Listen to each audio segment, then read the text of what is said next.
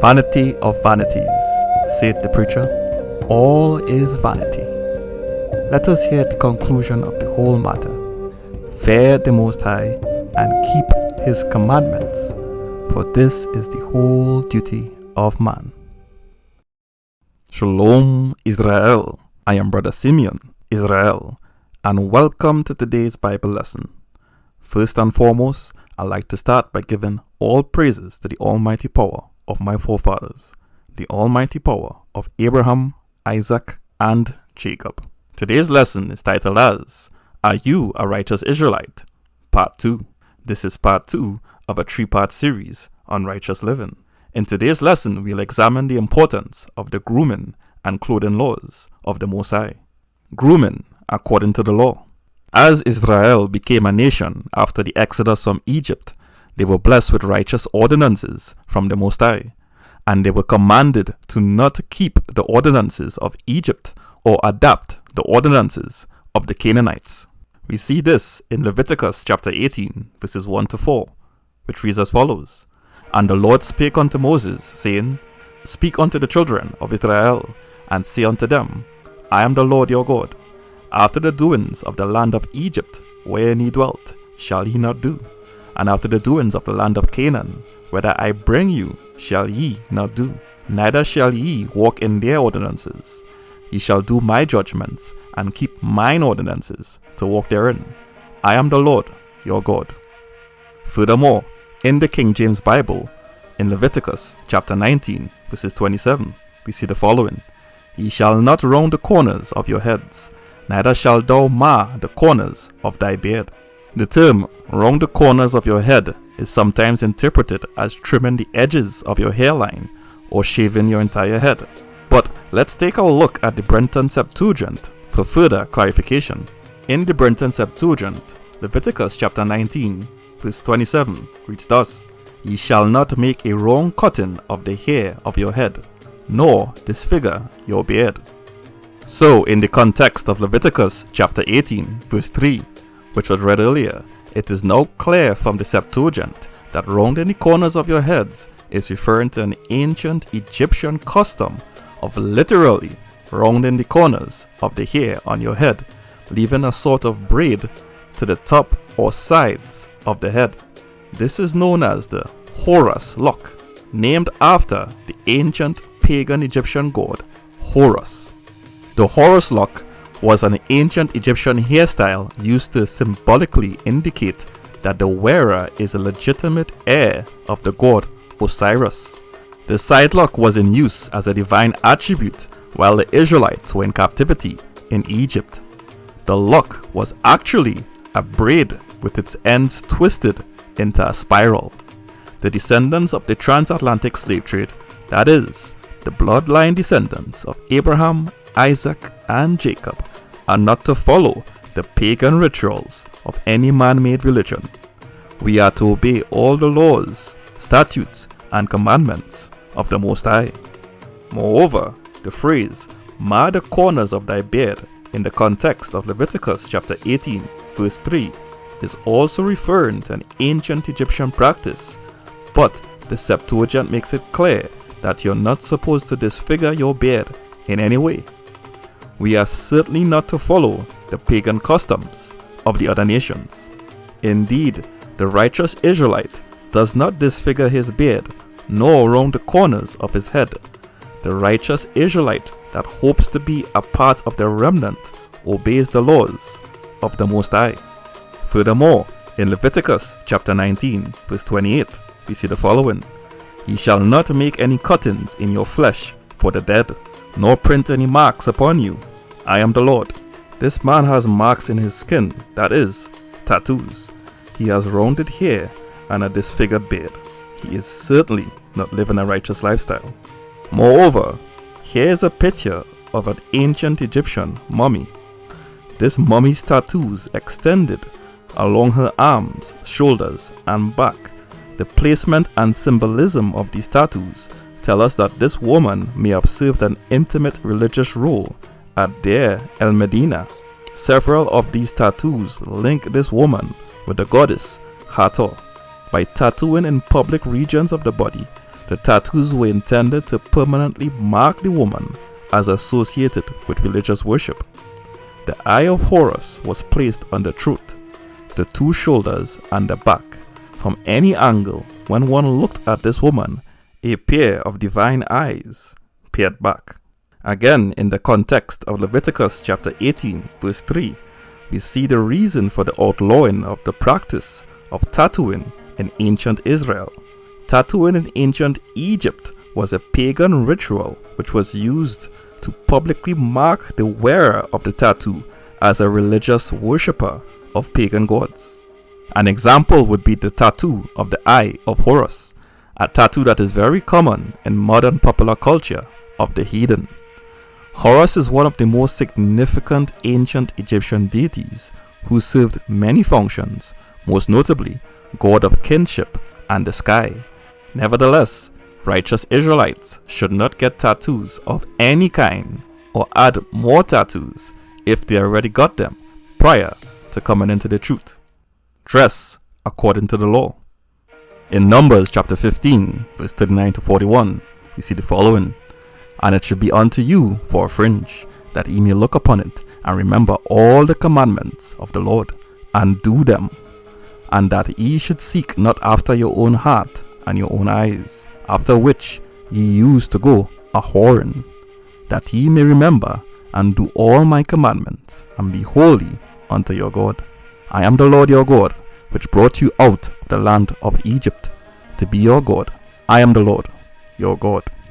Indeed, the Israelites are commanded to wear fringes as a peculiar reminder to keep all the commandments of the Most High, and especially not to go a-whoring after false gods and idols. Furthermore, in Numbers chapter 15, verse 38, we see the following. Speak unto the children of Israel, and bid them that they make them fringes in the borders of their garments throughout their generations, and that they put upon the fringe of the borders a ribbon of blue. Israelites are commanded to attach fringes in the borders or edge of their garments with a ribbon of blue upon the fringes. Many people interpret the edge to mean the hem of your garments. Moreover, Deuteronomy chapter 22 verse 12 reads thus, Thou shalt make thee fringes upon the four quarters of thy vesture, wherewith thou coverest thyself. This scripture is interpreted by many to mean wearing tassels with fringes wrapped in a ribbon of blue. Each tassel is to be attached to the four corners of your garment, usually around the wearer's waistline. So, which interpretation is right? Let us follow the ancient path to find out for certain. According to the Encyclopedia Britannica, Jehu accepted the invitation of the prophet Elisha, Elijah's successor, to lead a coup to overthrow the dynasty of Omri. We can see this in 2 Kings chapter 9 and chapter 10. In addition, the Assyrian black obelisk depicts a righteous Jehu paying tribute to the Assyrian king after he cleansed Israel of the idols and followers of Baal sometime between 841 to 840 BC. This can be seen in 2 Kings chapter 10 verses 18 to 28. This black obelisk artifact has some interesting clues about how ancient Israelites wore their fringes. Israelites are prohibited by law from making graven images, even of themselves, so only artifacts of the other nations contain graven images of the ancient Israelites. Here we see King Jehu, or possibly Jehu's ambassador, paying tribute to Shalmaneser III, the Assyrian king. This artifact depicts a scene that took place somewhere between 841 to 840 BC. Jehu became king of Israel in roughly 842 BC, and somewhere between 841 to 840 BC, he makes peace with Shalmaneser III, king of Assyria. We see further details of this in the Encyclopedia Britannica, which reads thus, Israel alone was no match for the incursions of Shalmaneser III, king of Assyria, who moved westward in 841 BC, investing Damascus and exacting tribute both from Jezebel's city of Sidon and from Jehu. The second scene in the famous black obelisk in the British Museum shows Jehu making his obeisance before the great king. The pacification of the Assyrians did not last as 100 years later, in 740 BC, the Assyrians would invade the kingdom of Israel and enslave the northern kingdom Israelites. This was prophesied to happen as the once righteous King Jehu and the kingdom of Israel later fell to the great sin of idolatry again. Here is a composition of King Jehu and his entire Israelite delegation. Here Jehu is surrounded by 7 Assyrians, 3 to his front and 4 to his backside. And behind these 4 Assyrians are the Israelite delegates. Notice that all the Israelites are wearing fringes on the edges or hem of their garments. Notice that the fringes were not exclusive to the Israelites.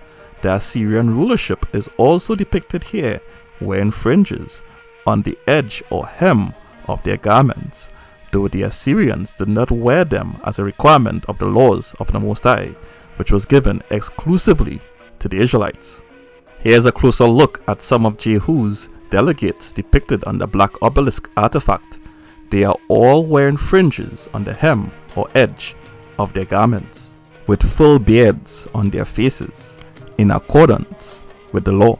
Therefore, fringes on the borders or hem of your garments are acceptable according to the law and the available historical artifacts. Moreover, in Deuteronomy chapter 22, verse 5, you see the following: "The woman shall not wear that which pertaineth unto a man, neither shall a man put on a woman's garment, for all that do so are an abomination unto the Lord thy God." Women are not supposed to wear garments specifically designed for men, nor are men supposed to wear garments specifically designed for women. But in today's beast culture, cross-dressing is now heavily promoted, primarily by the heathen. Some wicked Israelites have taken up the practice of cross-dressing.